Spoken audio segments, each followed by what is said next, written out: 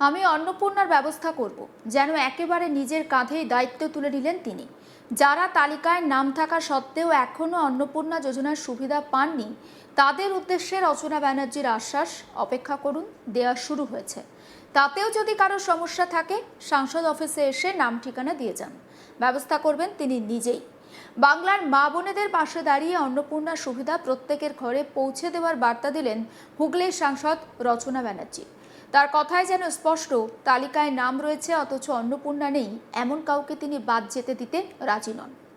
চুঁচুড়ায় এদিন একাধিক বিষয় মুখ খুলতে গিয়ে এমনই আশ্বাস দেন রচনা।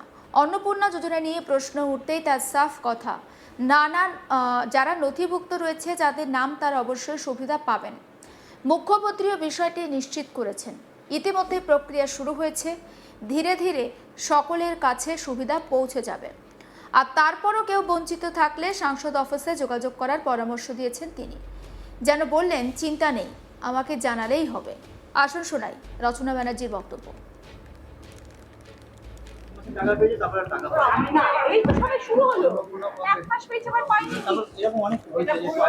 সবাই পাবে, আমি বলছি পাবে, আর যারা পাচ্ছ না অথচ তাদের কাছে পেপার রয়েছে, আমি বারবার বলছি সবাইকে এই বার্তাটা আমি দিতে চাই। আমি বার্তাটা সবাইকে দিতে চাইছি আজকে, যাদের পেপার এসে গেছে যে তারা পাবে এনলিস্টেড, তারা কিন্তু যদি না পেয়ে থাকেন সবর করুন, পাবেন, কারণ দেওয়া শুরু হয়েছে। এবং তারপরেও যদি মনে হয় পাচ্ছেন না, প্লিজ আপনাদের নাম, অ্যাড্রেস আমার এমপি সাংসদ অফিসে এসে দিন, আপনারা যাতে পেয়ে যান তার ব্যবস্থা আমি করব। অন্নপূর্ণা যোজনা নিয়ে বিক্ষোভকারী মহিলাদের একাংশের দাবি, আগের সরকার ভালো ছিল। সেই প্রসঙ্গেও রচনার জবাব তাৎপর্যপূর্ণ। তার দাবি, এই ধরনের কথা বলানো হচ্ছে, তবে রাজনৈতিক টানাপোড়েনের মাঝেও অন্নপূর্ণা নিয়ে তার বার্তায় ছিল আশ্বাসের সুর। নাম রয়েছে অথচ সুবিধা নেই, এমন মানুষও যেন শেষ পর্যন্ত সুবিধা পান। এরপরই আলোচনায় আসে যাদবপুর বিশ্ববিদ্যালয় প্রসঙ্গ।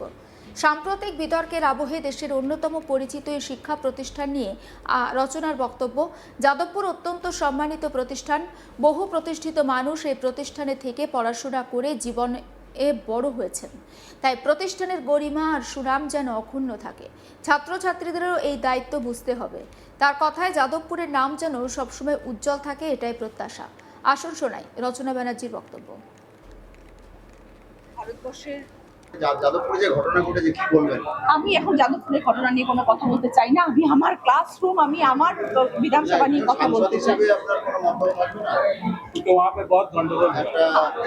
শিক্ষার একটা অত্যন্ত ভালো জায়গা আমাদের রাজ্যের নাম, নিশ্চয়ই এক নামকরা প্রতিষ্ঠান এবং সেখানে ভীষণ সম্মানিত একটি প্রতিষ্ঠান।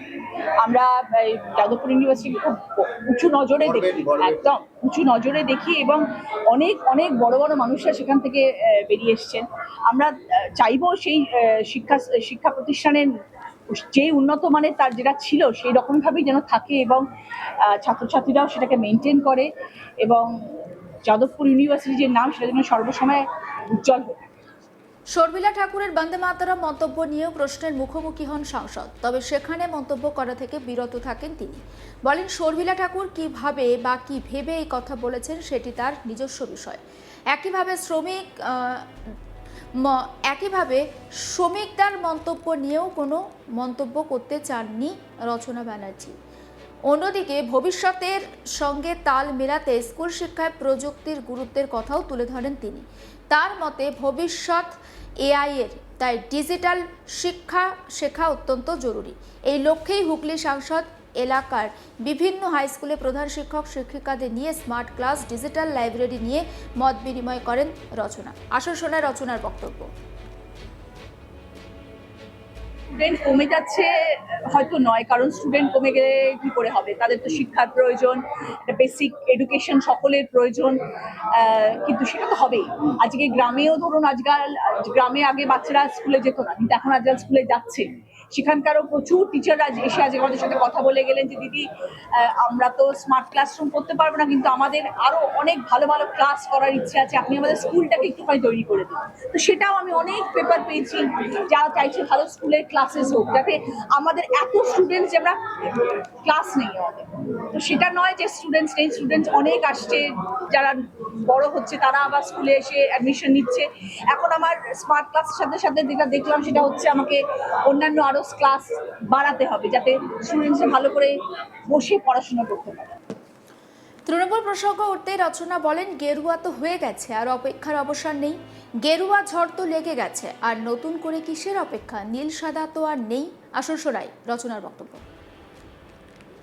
গেরুয়া তো হয়ে গেছে, আর তো অপেক্ষার কোনো অবসান নেই। গেরুয়ার ঝড় তো লেগে গেছে, আর নতুন করে কিসের অপেক্ষা? নীল সাদা নেই। যেসব শিক্ষকরা রয়েছে তারা অনেক মহিলাকে বলতে শোনা যাচ্ছে তৃণমূল সরকার ভালো ছিল, 1,50,000 টাকা করে দিতে। এগুলো বলানো হচ্ছে। বলাগাড় হাসপাতালের নাম বদলে শ্যামাপ্রসাদ মুখার্জির নাম করার সিদ্ধান্তকেও স্বাগত জানিয়েছেন তিনি। তার বক্তব্য, উদ্যোগটি ভালো। হাসপাতালের রং নীল সাদা থেকে গেরুয়া সাদা হওয়া নিয়েও প্রশ্নের জবাবে তার বক্তব্য, গেরুয়া ঝড় হয়ে গেছে, এই নিয়ে যেন নিজের রাজনৈতিক অবস্থানও স্পষ্ট করলেন তিনি। সেই সঙ্গে গ্রামগঞ্জের রাস্তার বেহাল দশা নিয়েও মুখ খুলেছেন তিনি। আসুন শোনাই রচনা ব্যানার্জি ঠিক কি বলেছেন এই প্রসঙ্গে তার বক্তব্য। বলাগড়ের যে হাসপাতাল, গ্রামীণ হাসপাতাল, সেই হাসপাতালের নাম পরিবর্তন করে শ্যামাপ্রসাদ মুখোপাধ্যায় হাসপাতাল করা হয়েছে। নীল সাদা রং পরিবর্তন করে গেরুয়া সাদা করা হয়েছে। তো কি আছে, ভালো তো, অসুবিধা কি আছে? ভালো তো, এতদিন নীল সাদা ছিল, এখন গেরুয়া সাদা, তো অসুবিধা কি আছে? দীর্ঘদিনের নাম, সেই নামটি বলতে দেওয়া হলো। যার নাম দেওয়া হয়েছে তিনিও যথেষ্ট সম্মান, তার নাম কেন থাকবে? নিশ্চয়ই স্মার্ট ক্লাস তো করছেন, স্কুলগুলো কি ডেভেলপ হবে? স্কুলের দেখুন, সব দায়িত্ব তো একা সাংসদের হতে পারে না। অনেক অনেক অনেক মানুষের দায়িত্ব আছে সেখানে, বিধায়কেরও দায়িত্ব আছে, সাংসদেরও দায়িত্ব আছে, এবং আরো সবাই মিলিতভাবে করতে হবে। আমি একা যদি সব দায়িত্ব নিয়ে নেবো, তাহলে তো আমি আর অন্য কোনো কাজ করতে পারবো না। সাংসদ তহবিলের অর্থ দিয়ে অনেক কাজ করা যায়, আমার অনেক স্বপ্ন আছে, অনেক কিছু করতে হবে, কিন্তু শুধু আমি একা দায়িত্ব নিয়ে কত কাজ করতে পারি? শিক্ষা তো দেখছেন, কিন্তু এখানে শহর, সদর শহর, বেহাল দশা, রাস্তাঘাট ঠিক নেই, কোনো কিছু ইনফ্রাস্ট্রাকচার ঠিক নেই, কি বলবেন এটা নিয়ে? দেখুন, যে জায়গার রাস্তার অবস্থা খুব খারাপ, সেখানকার বিধায়কদের একটু তাকাতে হবে।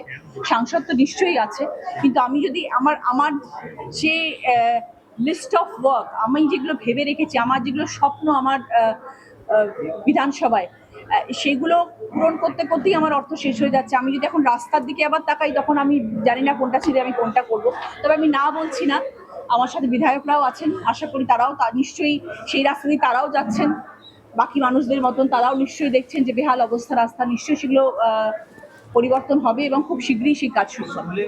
সেন্সাসের কাজে স্কুল শিক্ষকদের যুক্ত হওয়া নিয়েও আপত্তি জানিয়েছেন রচনা। স্কুল চলাকালীন শিক্ষক শিক্ষিকারা সেন্সাসের কাজে চলে গেলে পড়াশোনার তো ক্ষতি হতে পারে, বিষয়টি অবশ্যই দেখা প্রয়োজন বলে তিনি জানান। সবশেষে প্রধানমন্ত্রী নরেন্দ্র মোদীকে রামের সাজে সাজিয়ে সামাজিক মাধ্যমে পুজো করা প্রসঙ্গেও মন্তব্য করেছেন রচনা ব্যানার্জি। মোদীর কাজ এবং চিন্তাভাবনা প্রশংসা করে তার দাবি, মানুষ এখন উপলব্ধি করছেন মোদী ছাড়া আর কোনো গতি নেই। তার মতে মানুষের ভালোবাসা থেকেই এমন আবেগ তৈরি হয়েছে। সমস্ত আপডেট পৌঁছে দেবো আপনাদের কাছে। নজর রাখুন আজ তাক বাংলায়, সাবস্ক্রাইব করতে ভুলবেন না।